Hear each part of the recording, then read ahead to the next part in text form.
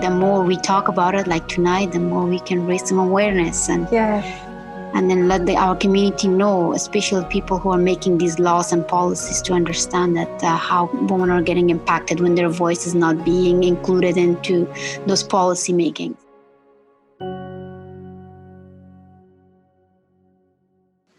We care like what everybody will think about us. Or if we have an experience that somebody put us down, we think that if we speak up, everybody will think that we are not getting along. In sharing their personal experiences pursuing education and positions of leadership in Canada, several interesting insights emerged from the discussion groups. Even with the hardships posed by migration, some participants had only positive experiences since moving to Canada. We came to Canada and our situation is a lot better. As hard as our situation is here, it's a lot better. If all the countries of the world had half the care that Canada has, the world would be 1,000 times better off. We arrived here and someone welcomed us. The community service would take us and care for us. They were our left and right hands. We didn't struggle in Canada. Everything was perfect. But the road wasn't always easy. Many women did not feel free expressing their opinions to others. They worried that if their opinions were viewed by others as negative, they would appear ungrateful for being in Canada. And especially as a newcomer here, you just feel from people's view like you don't have any right to tell us that no, this is wrong, or you would like to change that because you are not from here. So yes, I just keep quiet. It's another thing is if you are not happy, so you will just hear, so go back where you came from. Simple.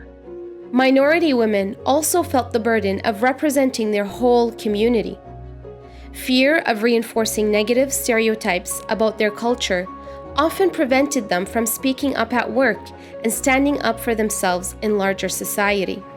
Like in my old job, when she asked me to wear short dresses and stuff, so I did not speak up. I did not say anything because I don't want her to think that all the Syrian or all the Muslims like this.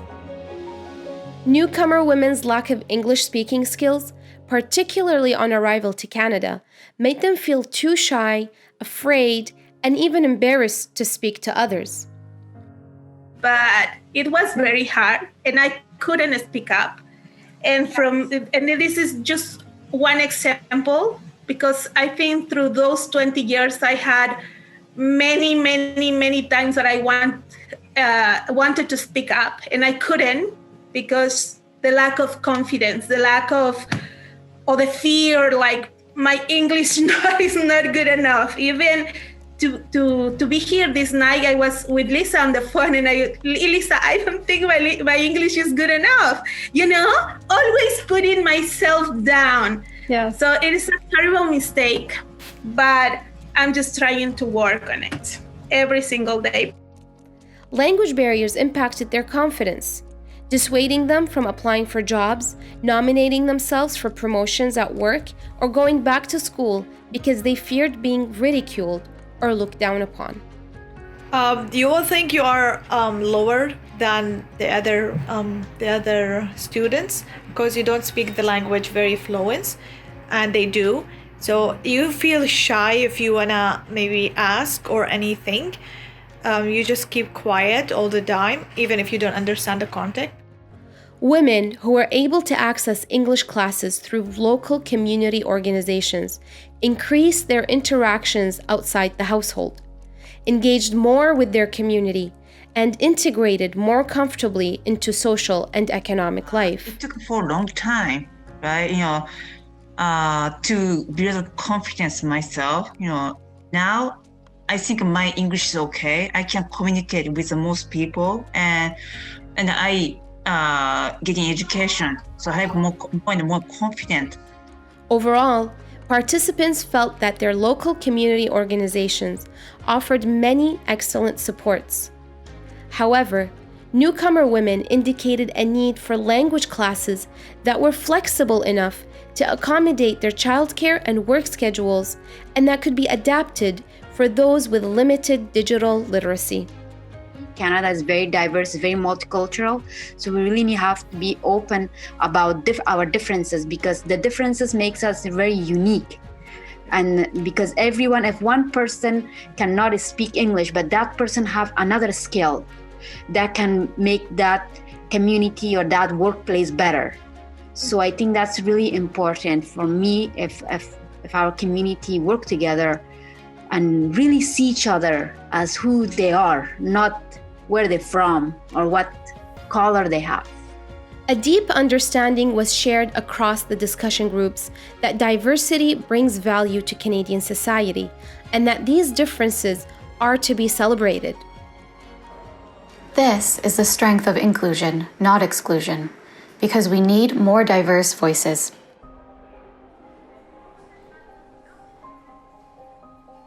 When it came to their health, wellness, and safety, most women felt that their doctors were sensitive to their culture and religion. My doctor asked for a female doctor for me. She considered where I come from and what diet we had there, so I had a very good experience. But some women felt that doctors did not take their medical issues seriously. Since language barriers made it difficult for these women to describe their symptoms, they sometimes felt dismissed by healthcare providers. In smaller communities, women were even more likely to encounter discrimination when accessing medical services. And the staff there, especially at the emergency department, they don't take foreigners serious. They take you for granted, and because you speak different language, you have accent, you have different color, you will wait longer. Finding a family doctor and long wait times for appointments were also problems discussed amongst groups. Many of the women talked about the difficulties they had navigating the Canadian healthcare system. Information about low-cost medical care was not readily available. Participants indicated that more support is especially needed for newcomers awaiting permanent residency. Sometimes I stress out a lot. I get a lot of headache, losing a lot of iron. The doctor says you need to stop thinking a lot because you have a lot of stress, so you need to reduce your stress. But how am I going to do that? Quit thinking. For those in stressful relationships or unstable and unsafe home environments, the toll on their health was enormous. When I came here to Canada, I thought, well, everything's gonna be fine. I have a partner, he will be taking care of me. But the reality was totally different, right? The time was passing and I got pregnant, and I didn't have a status at that time, so I didn't have the right support for me. From that many years that I didn't see a doctor, that I didn't have the proper care of myself, just being in a stressful situation with a partner, with a child, from transition house to transition house, obviously it was devastating. And Women agreed that their overall well-being is dependent on much more than their physical health. To recognize that as women, we need our full well-being, and it's okay to fight for it, or to improve that, because we need it. I was working in a doner shop at night, cleaning, and doing some Walmart, some work in Walmart. And it was not the best place. Or the road ahead of me was very long.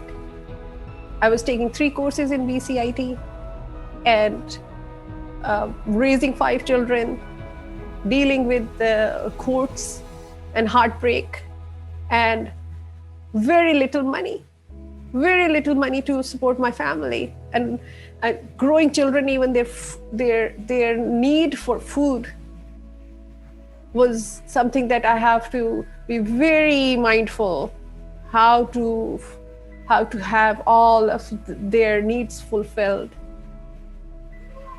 So this is a fact, a reality. Participants spoke of significant challenges in breaking into the Canadian labor market. Most participants exchanged stories of a double exclusion. They felt excluded from the workforce both for being women and for being from a cultural minority. Double exclusion is majority of the time immigrant women as looked more down on. They think we don't know anything, kind of dumb or stupid. When applying for work, participants encountered racism because of their physical appearance. Their skin color, wearing of hijabs, and other clothing choices were described by the women as major obstacles to being considered for jobs. Women expressed frustration and confusion at having their education and prior work experience disregarded. I think validation of job experience should be there. I know that, Dwani. Can you share that with other ladies here? Yeah, because I have 22 years of experience in my country, but still there is no validity in this country. Lack of work experience in the Canadian context also proved to be a major challenge. Where do you find that Canadian experience? You've got to start somewhere and create that network, but at the same time, juggle that with your exhaustion and mental health of knowing how to navigate through this new system. It becomes overwhelming. Volunteering is often suggested as the best means for getting Canadian experience, but this is rarely a viable option for vulnerable mothers.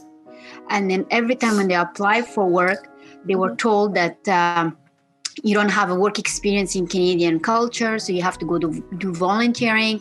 But okay, so if you want a newcomer to volunteer without getting paid, how are they going to survive financially?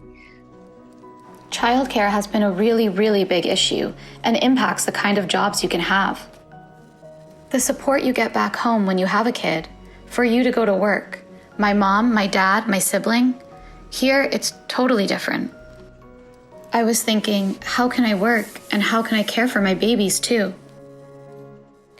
The lack of centrally located and affordable housing, transportation, and childcare further compound these difficulties. One group asserted that with Canada encouraging newcomers to move to smaller, more rural communities, it is imperative that the lack of adequate infrastructure and social supports in these areas be addressed. These barriers often force many women into part-time and precarious employment. I came to Canada in 1999, and after 13 years of living in Canada, I was still not finding a job because when I applied for work in 2012, they told me that I don't have any work experience and I don't have any school degrees, anything, so I cannot get jobs. So I had to go do house cleaning in order to feed myself and my 2 young kids. Juggling multiple low-income jobs with fluctuating schedules made it extremely hard for women, especially those raising children, to find a way out of this cycle. Just kind of makes you feel like you're not worthy. You have to prove it over and over that you're worthy and you're worth of doing a better job. You're not just born to do house cleaning or do lower jobs.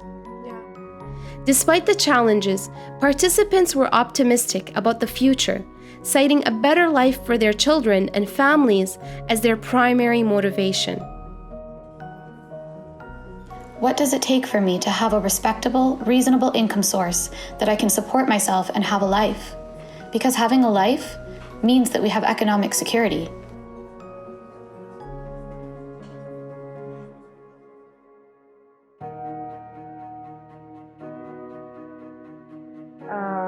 Like me, myself, I was so isolated when I came here.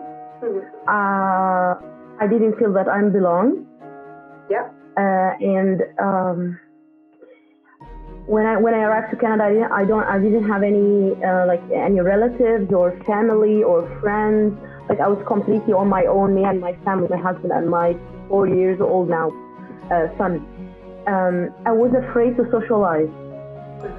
I was afraid to going out, even to talk to other Arab women just like me, or Muslims, women who wearing hijab and so I don't know why, because I wasn't this person before. But somehow here in Canada at the beginning, I felt this, and it put me, it has a lot of, stress and pressure on me. The situation was, I can't explain it even. I can't explain how I feel there, how I feel at this particular moment. But I lost everything. I lost confidence. I was low self-esteem. I couldn't finish any project that I wanted to do. I felt lost when I was on my own. While participants agreed that Canada does a relatively good job of promoting diversity, more still needs to be done to reduce isolation of newcomers upon arrival. أنا as a refugee claimant أنا حاليا منتظرة المحكمة أو منتظرة القرار بتاع، فدي الحاجة دي بتخليك isolated شديد، بتخليك نفسيا ما مرتاح. أنا حاليا لي سنة وجات معها الكورونا زايدة الوضع زيادة، فدي كلها أسباب بتخليني أحس إنه أنا ما قادرة إنه أندمج مع المجتمع، أفتش. ده غير التعب النفسي هم الانتظار. أصلاً أنت منتظر قرار إنك أنت حتفضل، حيترحل، حيحصل عليك شنو. فعشان كده أنت ما حتقدر تختلط مع المجتمع بأريحية. دايماً بتكون خايف من حاجة، في حدود بالنسبة لك. هي دي حاجة صعبة شديد. يعني لو في حلول في إنه الناس إذا لقدام بقى إنه في ناس تيجي تطلب Community supports and social service organizations are key to breaking newcomer women's isolation. And when I came, I didn't find this thing, the CCLC thing. No one contacted me, no one communicated with me. With this, really, it opened up things for me, like knowing people like you guys. Like I'm really happy to be there and share my experience, share my feelings, share my struggles. Creating spaces for women to share their journeys, exchange their experiences, and identify strategies for change is crucial to help others remain resilient. I like that we are able to share our experience, and it is a very important thing because we feel that we are not alone. Throughout this series, a number of recommendations were made by participants as to how to increase isolated women's inclusion in Canada. Among these were better access to language classes, improved support for employment and education, culturally appropriate healthcare, and assistance navigating existing systems. Treat us like equal, like no different because of color. No, we need to just be just us, like the people. Like we don't care about black and red, whatever that color is, white. No, we need to be just like human beings. Above all else, these discussions shone a light on the unending strength, courage, and fortitude of vulnerable women to fight for a better life for themselves, their children, and their communities.